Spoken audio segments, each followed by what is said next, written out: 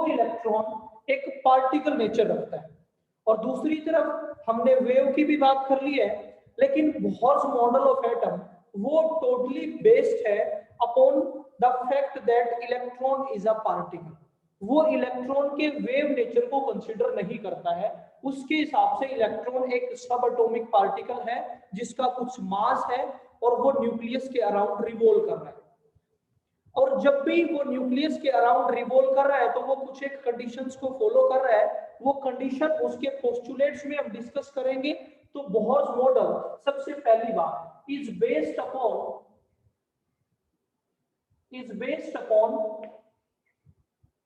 Planks quantum model.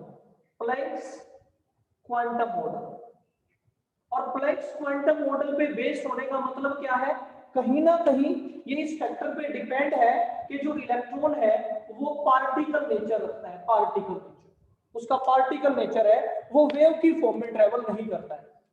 Particle nature अगर उसका particle nature है तो फिर श्योर है कुछ मास होगा। और जो चार्ज पार्टिकल जैसे कि इलेक्ट्रॉन एक नेगेटिवली चार्ज पार्टिकल है, वो पॉजिटिवली चार्ज न्यूक्लियस के अराउंड रिवॉल्व कर रहा है। तो वन बाय वन यहाँ पे हम इसके पोस्टुलेट्स की बात कर लेते हैं कि बोहर मॉडल के पोस्टुलेट्स क्या है। पोस्टुलेट्स का मतलब है कि बोहर जिस भी किसी रिजल्ट पे पहुंचेगा वो इन पोस्टुलेट्स को कंसीडर करने के बाद ही पहुंचेगा। अगर आप इन पोस्टुलेट्स को कंसीडर नहीं करते तो बोहर के रिजल्ट को अप्लाई नहीं कर पाएंगे। और बोहर हमें जो रिजल्ट देगा वो इतने स्टीक रिजल्ट है। अल्दो हमें पता है कि वो सिर्फ पार्टिकल नेचर को मान रहा है, लेकिन उसके बावजूद भी बोहर्स मॉडल से हम उस सब एटॉमिक पार्टिकल की रेडियस, वेलोसिटी और एनर्जी तक कैलकुलेट करना सीख जाते हैं। इसलिए हम उसको नेग्लेक्ट नहीं कर सकते। इसलिए हम बोहर मॉडल को आज भी इतना प्रेफरेंस देते हैं और बहुत सालों तक इस बोहर मॉडल को प्रेफरेंस दिया गया। इस बोहर मॉडल की हेल्प से हमने बहुत कुछ सीखा भी। तो सबसे पहली बात अकॉर्डिंग टू बोहर मॉडल, मैं यहाँ पे प्लीज की पॉइंट लिखूंगा क्योंकि मोस्ट ऑफ द पार्ट वो थ्योरेटिकल पार्ट है। अगर मैं बोहर मॉडल की सबसे पहली बात करूं तो atom has nucleus in the centre. Second, size of nucleus is very small as compared to size of atom। अगर आप एटम के साथ न्यूक्लियस के साइज को कंपेयर करेंगे ना तो 10⁵ टाइम्स साइज है एटम का न्यूक्लियस के कंपैरिजन में। मतलब न्यूक्लियस तो बहुत छोटा है, एकदम सेंटर में रखा है, इतना छोटा साइज है उसका कि नेग्लिजिबल कंसीडर उसको कर रहे हैं, इतना छोटा साइज है। मतलब 10⁵ टाइम्स। थर्ड वन, ये बहुत इंपॉर्टेंट है प्लीज। जब बोहर से ये पूछा गया कि भाई इलेक्ट्रॉन जो है आपका वो रिवॉल्व कर रहा है न्यूक्लियस के around, electron which is negatively charged particle in revolving around the nucleus. Nucleus is positively charged because nucleus के अंदर क्या है, न्यूट्रॉन और प्रोटॉन है, और neutron have no charge, proton they are positively charge. इसकी वजह से न्यूक्लियस पॉजिटिवली चार्ज। सो जब वो इलेक्ट्रॉन न्यूक्लियस के अराउंड रिवॉल्व कर रहा है तो उसको उसके अराउंड रिवॉल्व करने के लिए जो नेसेसरी सेंट्रीपिटल फोर्स है वो कहां से मिल रही है, वो कहां से उसको फोर्स मिल रही है। तो इसने बताया necessary centripetal force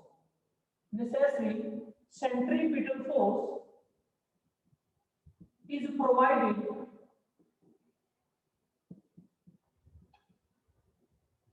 by the force of attraction. Necessary centripetal force is provided by the force of attraction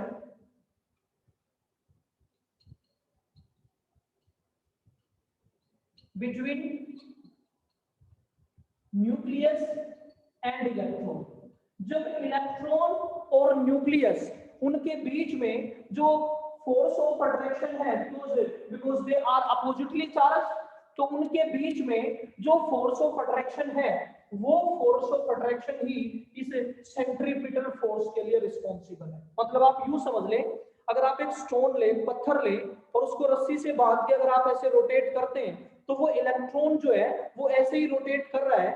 और ये जो हमने थ्रेड लिया या रस्सी ली, ये जो फोर्स ऑफ अट्रैक्शन है ये इलेक्ट्रॉन को कहां से मिलती है, वहां पे तो कोई थ्रेड नहीं है, तो वो नेसेसरी सेंट्रीपिटल फोर्स उसको फोर्स ऑफ अट्रैक्शन से मिलती है। कौन से फोर्स ऑफ अट्रैक्शन से भाई?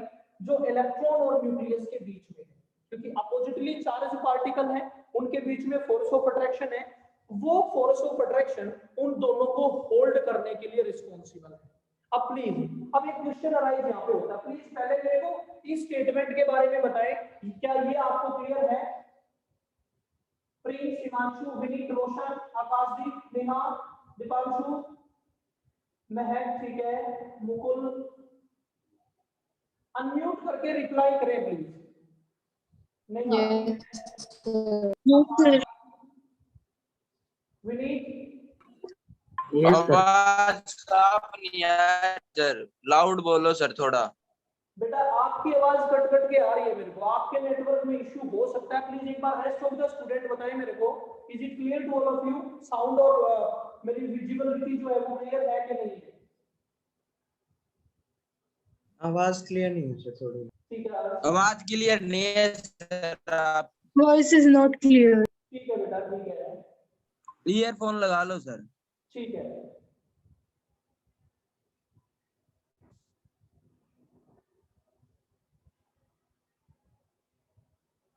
जस्ट अ सेकंड, हाँ अब बताइए, is it clear now? Loud बोलो सर, लाउड, थोड़ा तेज। ठीक है रवि। नेहा, आकाशदीप,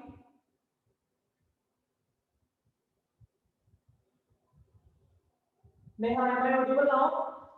यस सर। ठीक है, ठीक है, जहां पे आपको प्रॉब्लम हो प्लीज रेज योर हैंड और मेरे को बता दें।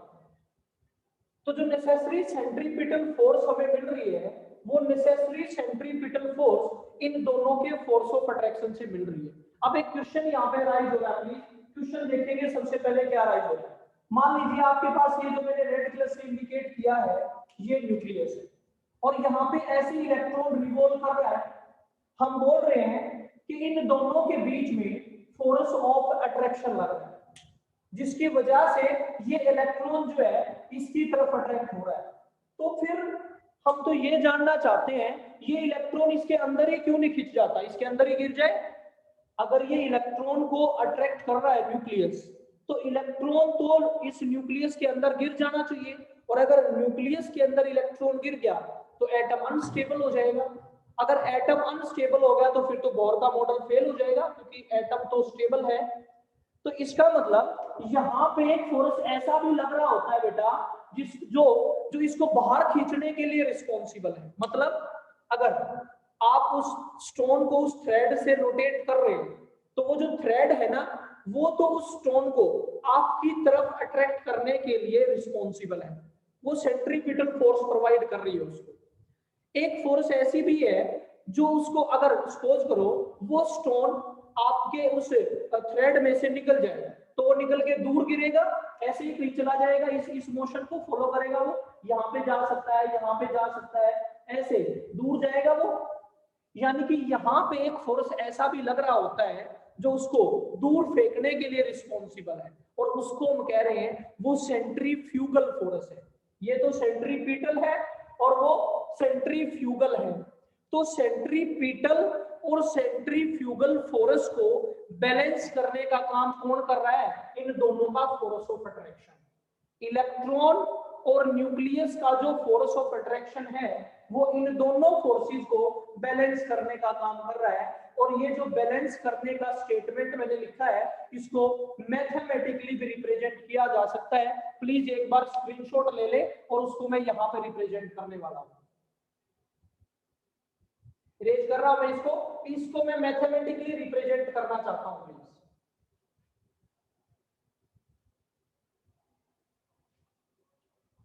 necessary centripetal force is provided by the force of attraction between the nucleus and electron। देखेंगे मैथमेटिकली।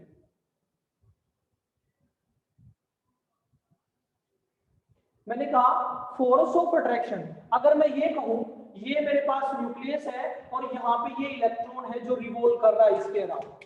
अगर मैं इन दोनों के बीच का जो डिस्टेंस है उसको ये मान लूं कि वो है r उन दोनों के बीच का डिस्टेंस है।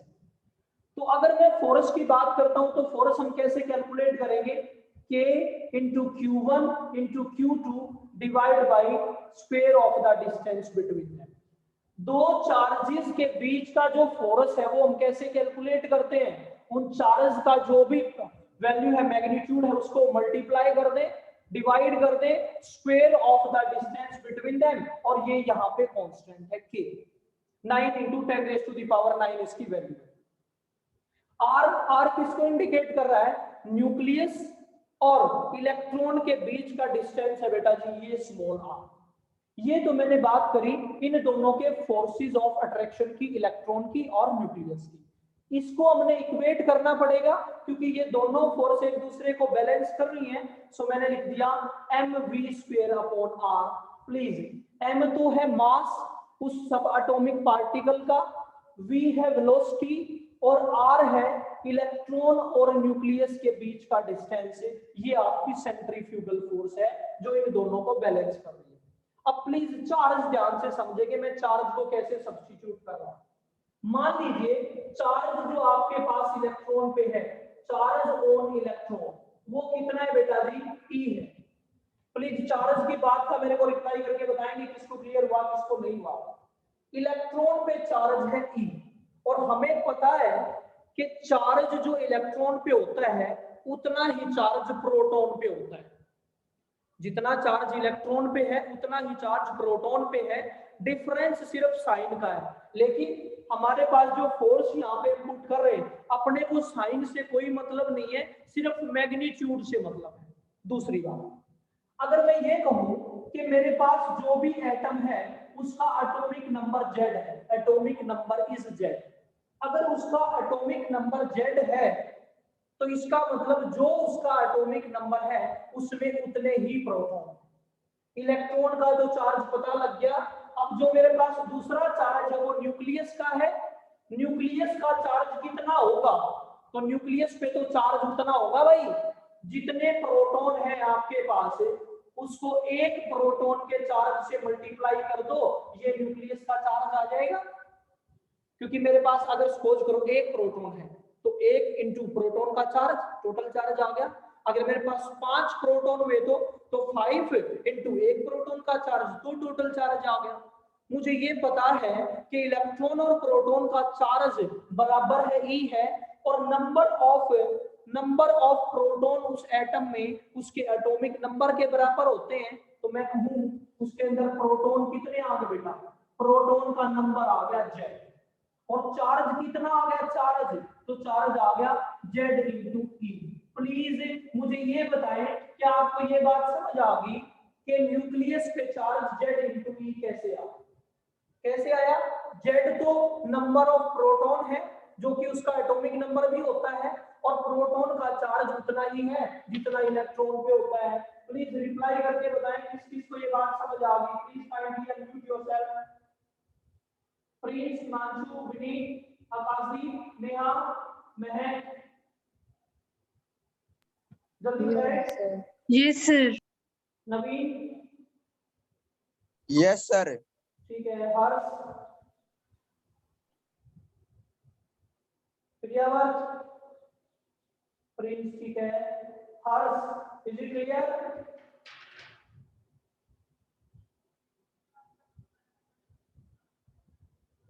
मुकुल, ठीक है। प्लीज आप मेरे को पहले क्लियरली ये बताएं आपको क्लियर है कि नहीं है। सारे एक बार रिस्पॉन्ड करें तभी आगे कंटिन्यू कर पाऊंगा मैं इसको।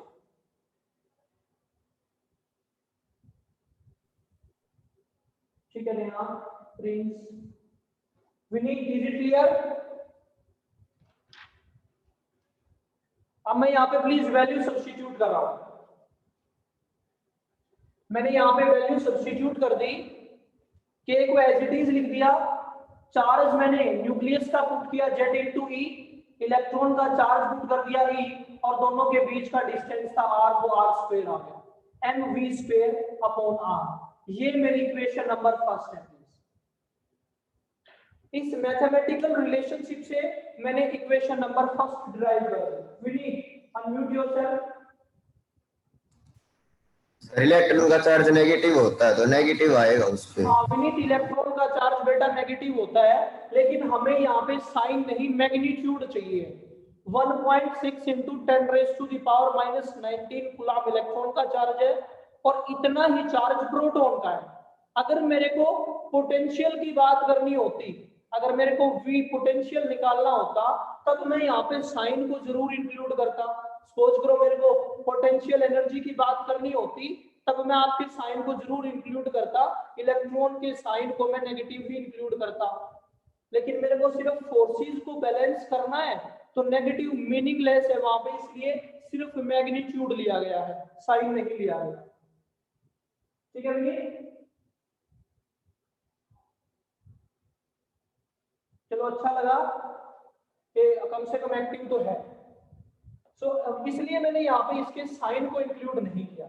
ये मेरी इक्वेशन नंबर फर्स्ट है और ये पोस्टुलेट है, ये उसका मैथमेटिकल रिलेशनशिप है और सबसे जरूरी है ये। नेक्स्ट देखेंगे प्लीज, हमने 3 इसके पोस्टुलेट्स पढ़ लिए, फोर्थ पोस्टुलेट भी इतना ही इंपॉर्टेंट है।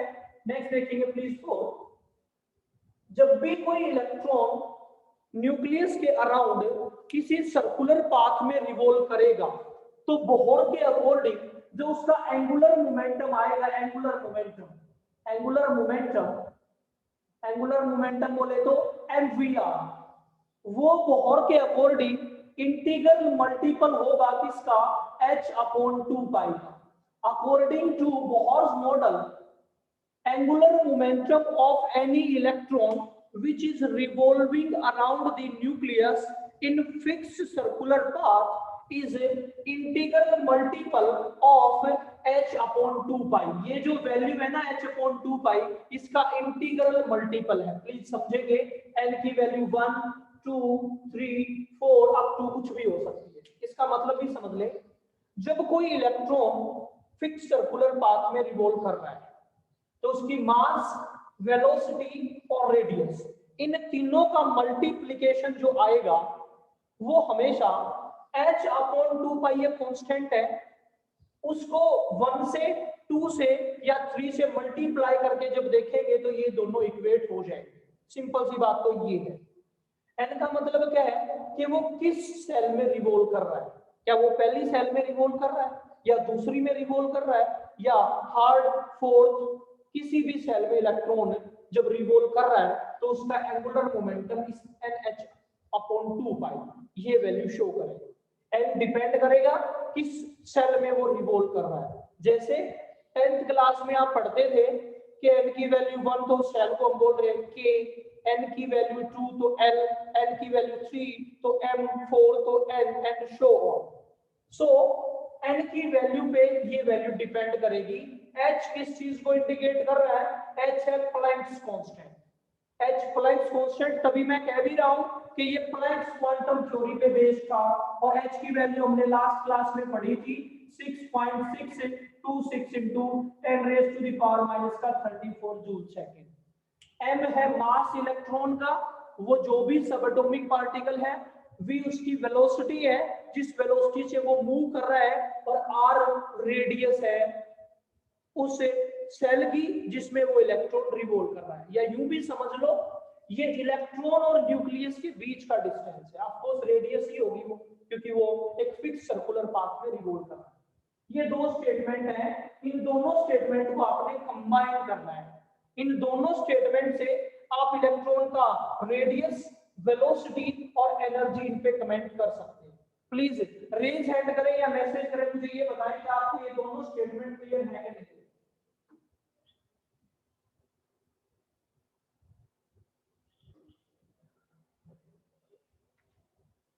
प्रिंस, प्रियावर्त, नवीन, विनीत, ठीक है, महक, बाकी आकाशदीप, मुकुल, वंश, वरुण, महक, ठीक है, मानशु, नेहा, ठीक है बेटा।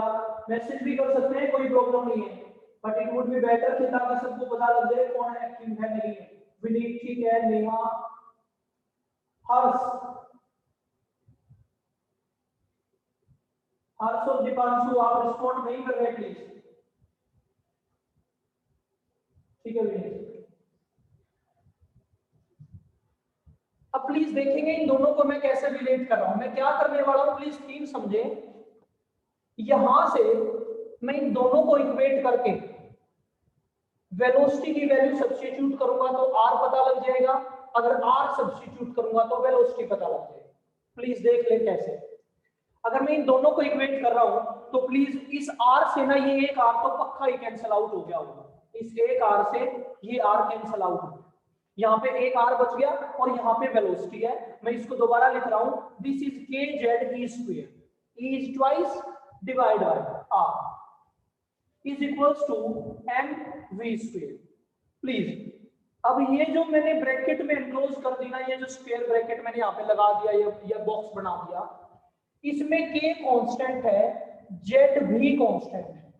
जैसे ही आपको एटम का नाम बता देगा, हाइड्रोजन, हीलियम, लिथियम कुछ भी, तो जेड फिक्स हो गया कांस्टेंट है। इलेक्ट्रॉन का चार्ज भी कांस्टेंट है, मास भी इलेक्ट्रॉन का कांस्टेंट है। अगर कोई चीज वेरिएबल है तो या तो वो रेडियस है, पहली सेल दूसरी किसी भी सेल में हो सकता है, v वेलोसिटी है, क्योंकि जैसे जैसे सेल बदलेगी वेलोसिटी भी चेंज होती चली जाएगी, सेल के बदलने के साथ साथ वेलोसिटी भी तो चेंज होगी। अब अगर आप यहाँ पे r की वैल्यू यहाँ से कैलकुलेट करें और यहाँ सब्स्टिट्यूट कर दें r की वैल्यू, तो आपको वेलोसिटी में आंसर आएगा। अगर आप वेलोसिटी की वैल्यू पुट करेंगे तो रेडियस पता लग जाएगी। सो ये मेरी इक्वेशन नंबर है सेकंड 2। यहां से मैं वैल्यू कैलकुलेट कर रहा हूं वेलोसिटी की और उसको यहां पे पुट कर रहा हूं। प्लीज देख लें, velocity is equals to nh upon 2 pi mr। ये वेलोसिटी का मैंने यहां से फॉर्मूला लिखा और देखो ना यहां से मैंने ये कैलकुलेट किया। ये जो वैल्यू आपने यहां से कैलकुलेट की, इसमें सिर्फ एक ही वेरिएबल है r, रेडियस। इस वैल्यू को जब यहां आप सब्स्टिट्यूट कर देंगे तो आपके पास रेडियस ऑफ एटम आ जाएगी, रेडियस ऑफ इलेक्ट्रॉन जिसमें वो रिवॉल्व कर रहा है। शायद आप इसकी गहराई को समझ ही नहीं पा रहे, शायद आप इस बोहर के मॉडल को वो इंपॉर्टेंस दे ही नहीं पा रहे, क्योंकि आप समझ ही नहीं रहे कि बोहर मॉडल उसकी रेडियस, उसकी वेलोसिटी या उसकी एनर्जी कैलकुलेट कर रहा है जो हम नेक्ड आई से देख तक नहीं पा रहे। इमेजिन हम एटम को ही नहीं देख पा रहे नेक्ड आई से, तो फिर इलेक्ट्रॉन तो उसका भी सब एटॉमिक पार्टिकल है, उसका चार्ज दुनिया का सबसे छोटा नॉन नेगेटिव चार्ज है। हम उस चीज को डिस्कस कर रहे हैं, इसलिए शायद बोहर का मॉडल को ना बहुत इंपॉर्टेंस दिया गया, बहुत सालों तक ये सक्सेसफुल रहा।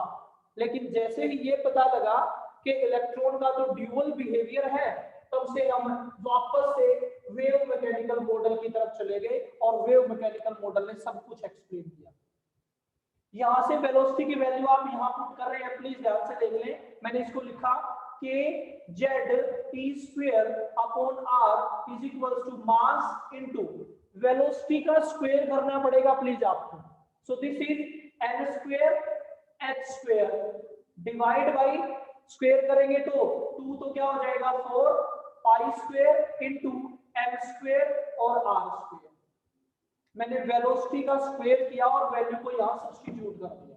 अब प्लीज देखिए, ये m स्क्वायर जो आपको गिवन है, यहाँ पे भी m है और यहाँ पे भी m है, ये स्क्वायर से ये m कैंसिल आउट हो गया, इस r से ये r का स्क्वायर कैंसिल आउट हो गया, तो यहाँ पे एक r बच गया प्लीज। तो मैं इसको लिख रहा हूँ K Z E square is equals to n square h square upon 4 pi square m r की टर्म में आ गया ना वो आपके पास डाटा।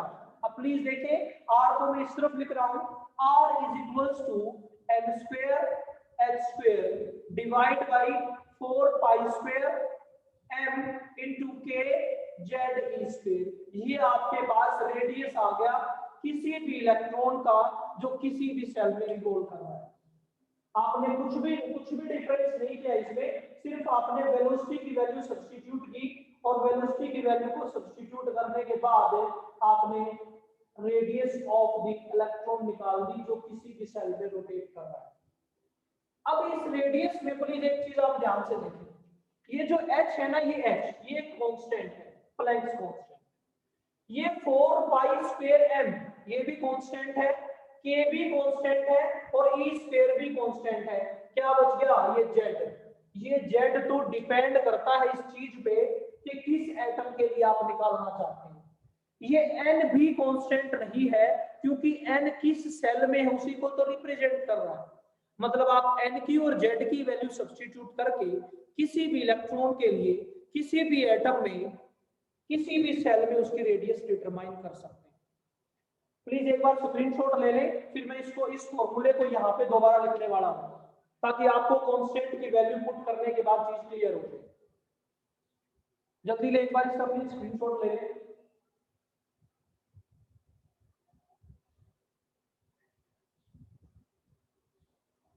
हो गया?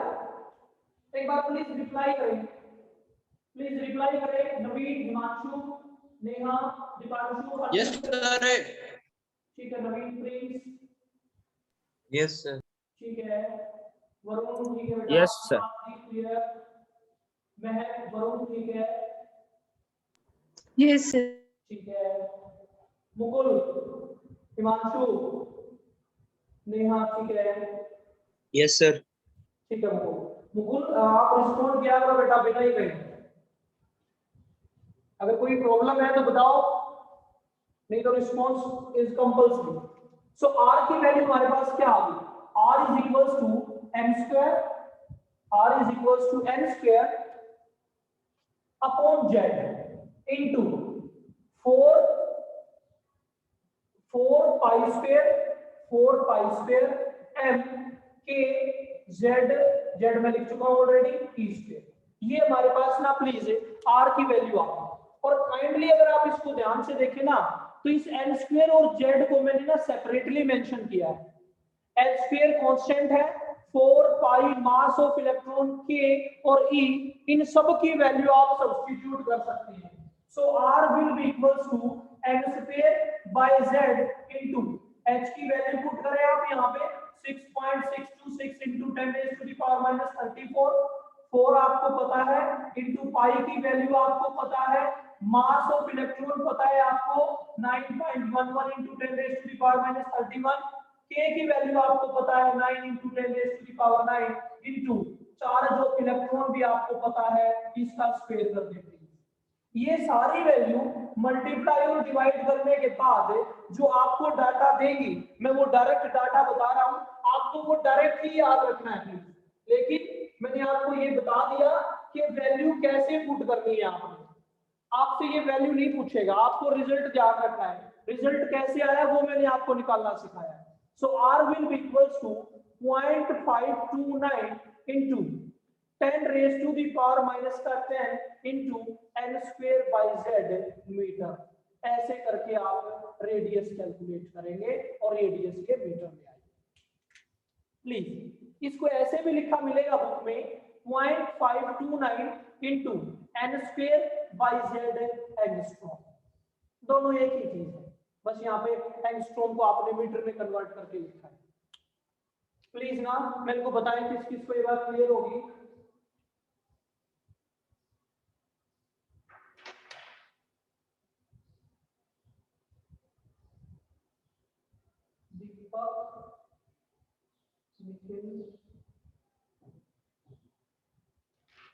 ठीक है, ये आपने रेडियस कैलकुलेट करना सीख लिया।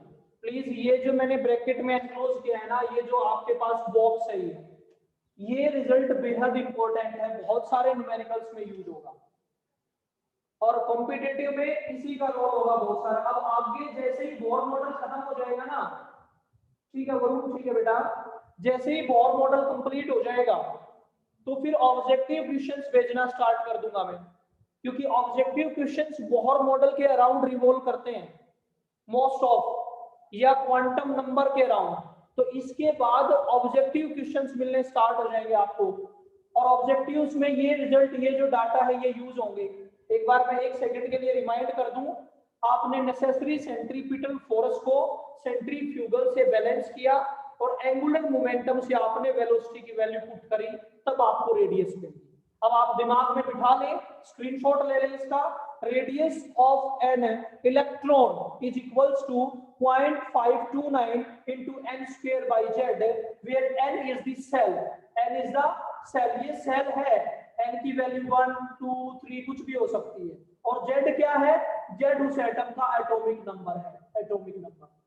देखो ना, जो चीज हमें दिखाई नहीं दे रही हम उसकी रेडियस की बात कर रहे हैं, इसीलिए बहुत बहुत फेमस हुआ और बहुत टाइम तक ये मॉडल ऑफ एटम एक्सेप्ट किया है।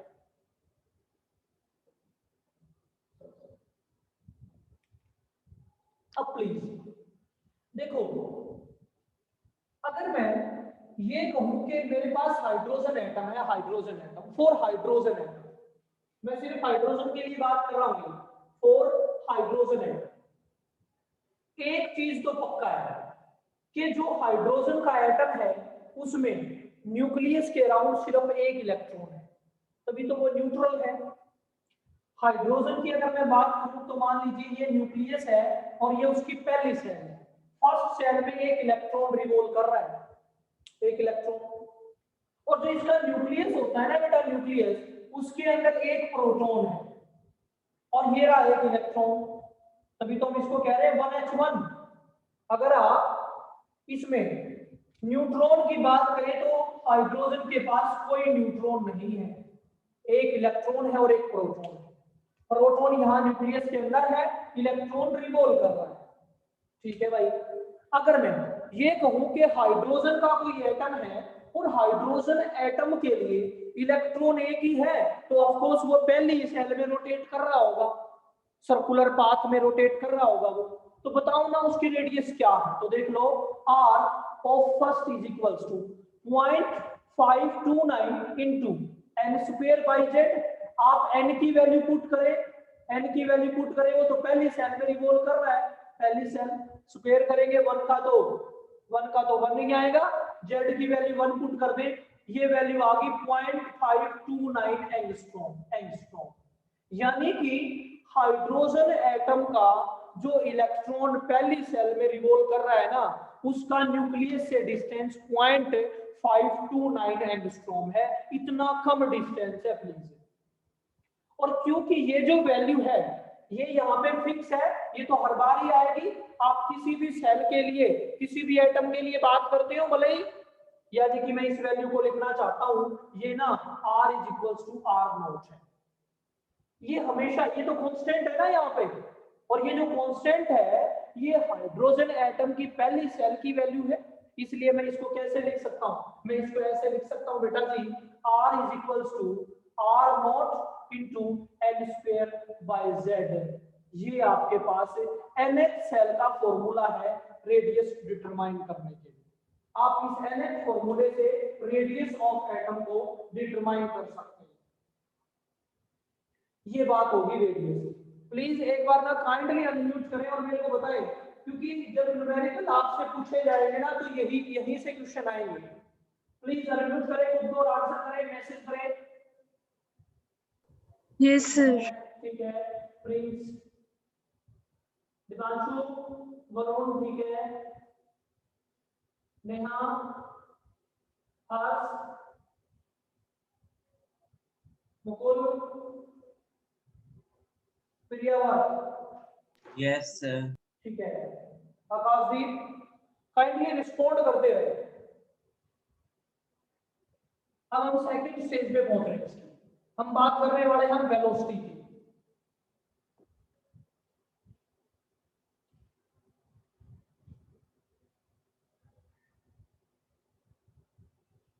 अब आपने कैलकुलेट करनी है वेलोसिटी और उसी डाटा से कैलकुलेट करनी है आपने, जैसे अभी आपने कैलकुलेट किया है, मैं यहाँ पे लिख रहा हूँ कि z square upon r is equals to mv square. r से r मैंने कैंसिल आउट कर ही दिया था, यही डाटा बार बार यूज किया जाएगा प्लीज। अब दूसरा था हमारे पास angular momentum mvr is equals to nh upon 2 पाई।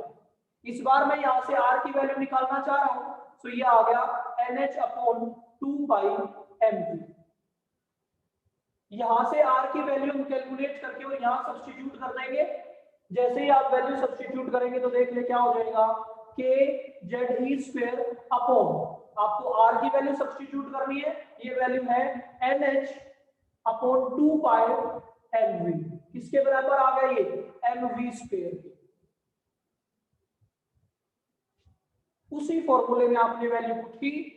देखो ना, यहाँ पे वेलोसिटी का स्क्वायर है राइट हैंड साइड में और लेफ्ट हैंड साइड में v की पावर 1 है, इसको कैंसिल आउट कर दें, ये कैंसिल आउट हो गया। मास से मास भी कैंसिल आउट हो रहा है।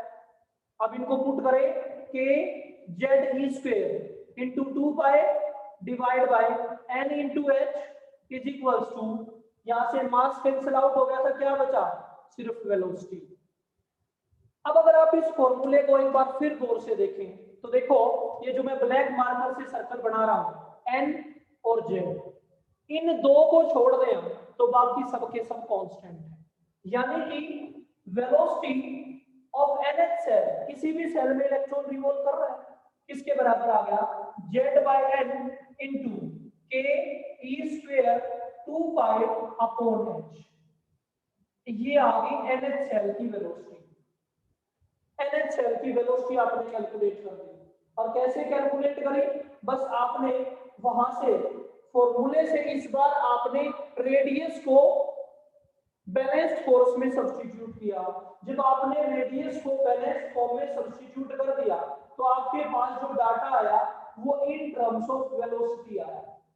और वेलोसिटी के जो आपके पास टर्म्स आई है, उन वेलोसिटीज के टर्म में एक चीज आप क्लियरली देख पा रहे हैं, वो ये कि ये z और n ही वेरिएबल है यहाँ पे, बाकी सारे के सारे कांस्टेंट हैं।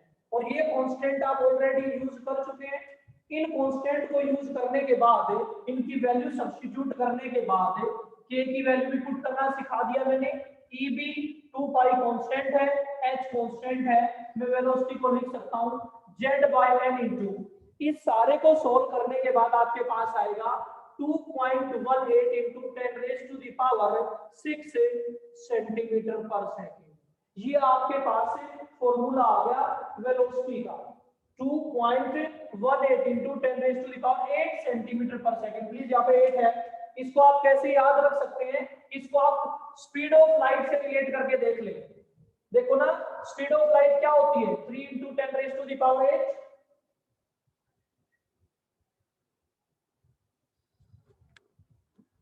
स्पीड ऑफ लाइट है आपके पास 3 into 10 raised to the power 8। तो इस 8 से ये याद रहेगा कि आपको यहाँ पे भी 8 ही रखना है। और ऑफ कोर्स बराबर तो हो ही नहीं सकते, क्योंकि इलेक्ट्रॉन कभी भी स्पीड ऑफ लाइट से ट्रेवल नहीं कर सकता। सो वेलोसिटी आपके पास आ गई z by n into 2.18 into 10 raised to the power 8 centimetre पर सेकंड। ये वेलोसिटी आ गई। शायद आप इसकी गहराई को फिर नहीं समझ पा रहे। एक सब एटॉमिक पार्टिकल जो कि नेक्ड आई से विजिबल तक नहीं है, आप उसकी वेलोसिटी, उसका रेडियस तक कैलकुलेट कर पा रहे हैं। I am again repeating the same. ऐसे करके आप उसकी वेलोसिटी पे कमेंट कर सकते हैं किसी भी सेल में। ऐसे ही अब मैं इसको भी हाइड्रोजन एटम के लिए लिखना चाहता हूँ, for hydrogen atom. So velocity is equal to z1 है, n1 है हाइड्रोजन के लिए, 2.18 into 10 raised to the power 8 centimetre पर सेकंड। ये हाइड्रोजन के पहली सेल में जो इलेक्ट्रॉन रिवॉल्व कर रहा है उसकी वेलोसिटी है। सो Vn किसके बराबर हो गया, V0 into z by n। Please इसका स्क्रीनशॉट ले लें, उसके बाद मीटिंग एंड होने वाली है।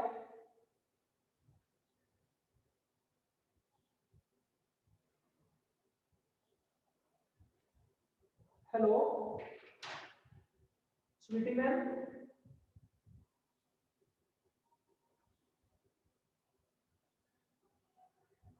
Hello hello Sweety ma'am.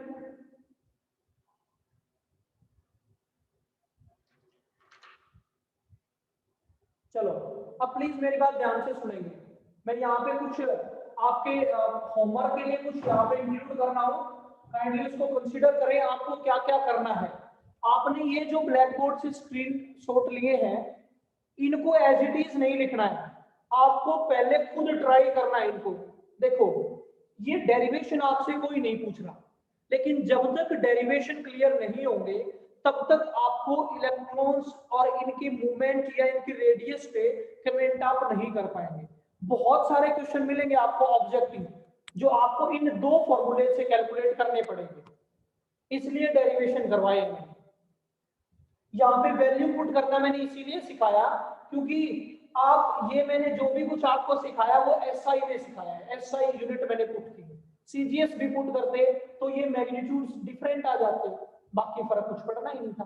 तो जब तक वैल्यू पुट करनी आपको आएंगी तब सब कुछ कर सकते हैं आप, इसलिए मैं वैल्यूज की बात कर रहा हूँ, फैक्ट की बात कर रहा था कि ये डाटा आपको सब्स्टिट्यूट करना आना चाहिए।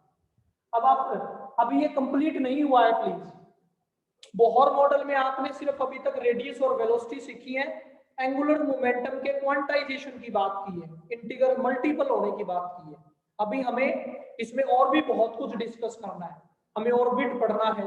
अभी तो हमने इलेक्ट्रॉन की एनर्जी तक भी नहीं निकाली है, इलेक्ट्रॉन की एनर्जी भी निकालनी है, रेडियस होगी, वेलोसिटी होगी।